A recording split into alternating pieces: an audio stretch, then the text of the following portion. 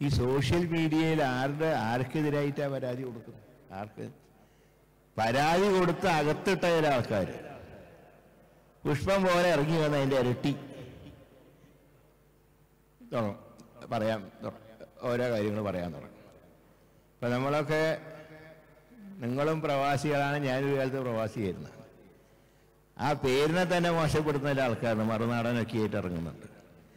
അപ്പോൾ അവരൊക്കെ എന്തൊക്കെ ആണ് പറയുന്നത് എന്ന് ചോദിച്ചാൽ ഒരു ലക്കില്ലാകാനുമില്ല. വിമർശനം എന്നല്ല, പക്ഷേ ഒരു തറ വിമർശനം എന്ന് പറയില്ല, അതൊരു നല്ല ഏർപ്പാടായിട്ടൊന്നും എനിക്ക് തോന്നിയിട്ടില്ല. വെറും തറ വിമർശനം. പക്ഷേ ഇന്ന് ഞാൻ പറയാം, ഇപ്പോൾ ഈ വേദി രാഷ്ട്രീയം പറയേണ്ട വേദിയല്ലെങ്കിലും ഇപ്പോൾ ജൂൺ 4-ാം തീയതിയാണ് ഇന്ത്യയിലെ മാധ്യമ പ്രവർത്തനം എങ്ങനെ മുന്നോട്ട് പോകും എന്നുള്ളതിൻ്റെ ഒരു ജഡ്ജിമെൻ്റ് വരുന്ന ദിവസം എന്നാണ് എൻ്റെ വിശ്വാസം.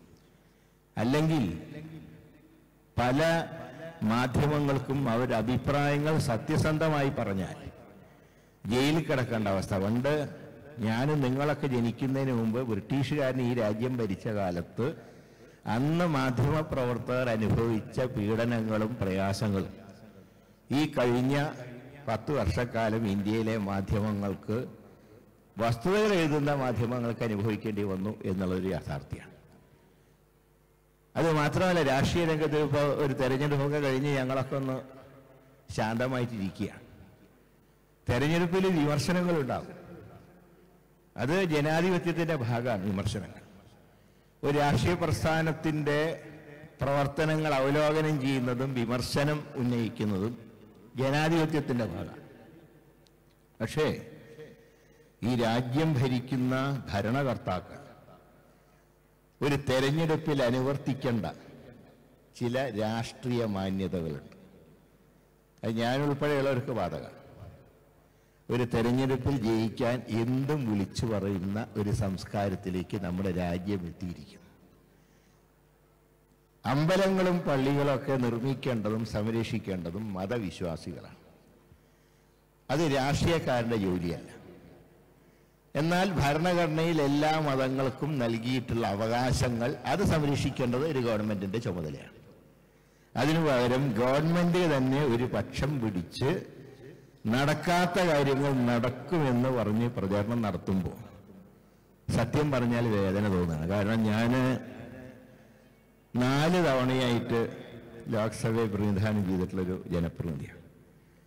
980 മുതൽക്കുള്ള പല രാഷ്ട്രീയ കാര്യങ്ങളും നേരിട്ട് കാണാനും ചർച്ചയിൽ പങ്കെടുക്കാനും കഴിഞ്ഞൊരു വ്യക്തിയാണ് ഞാൻ.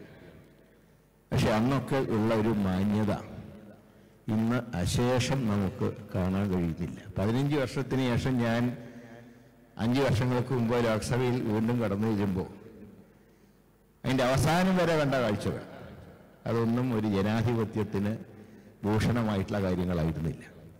ഇത് സ്വാഭാവികമായിട്ടും മാധ്യമങ്ങളെയും ബാധിച്ചിട്ടുണ്ട്. സത്യസന്ധമായി വാർത്തകൾ എഴുതുന്നവർക്ക് ജയിൽവാസം എന്നുള്ള ഒരു കാര്യം നമുക്ക് ഈ 10 വർഷം കൊണ്ട് കാണാൻ കഴിയും. ഒരു കാര്യം മാത്രമേ ഞാൻ പറയുന്നുള്ളൂ, അച്ചടി മാധ്യമം മാത്രമല്ല, മാധ്യമ പ്രവർത്തനം നിഷ്പക്ഷമായി നടത്താനുള്ള സാഹചര്യം നമ്മുടെ രാജ്യത്തുണ്ടാവണം. അതിന് തക്കവണ്ണം ഒരു തെരഞ്ഞെടുപ്പ് വിധി ജൂൺ 4-ാം തീയതി ഉണ്ടാകും എന്നാണ് എൻ്റെയും നിങ്ങളുടെയൊക്കെ പ്രതീക്ഷ. ആ പ്രതീക്ഷയ്ക്ക് കോട്ടം സംഭവിച്ചാൽ അത് മാധ്യമരംഗത്ത് മാത്രമല്ല, ജനാധിപത്യത്തിനും മതേതരത്വത്തിനും വരെ ഭീഷണിയാവുന്ന രീതിയിലേക്ക് കാര്യങ്ങൾ ചെന്നെത്തും. അത് സംഭവിക്കാതിരിക്കട്ടെ എന്ന് മാത്രമാണ് ഈ സന്ദർഭത്തിൽ സൂചിപ്പിക്കാനുള്ളത്.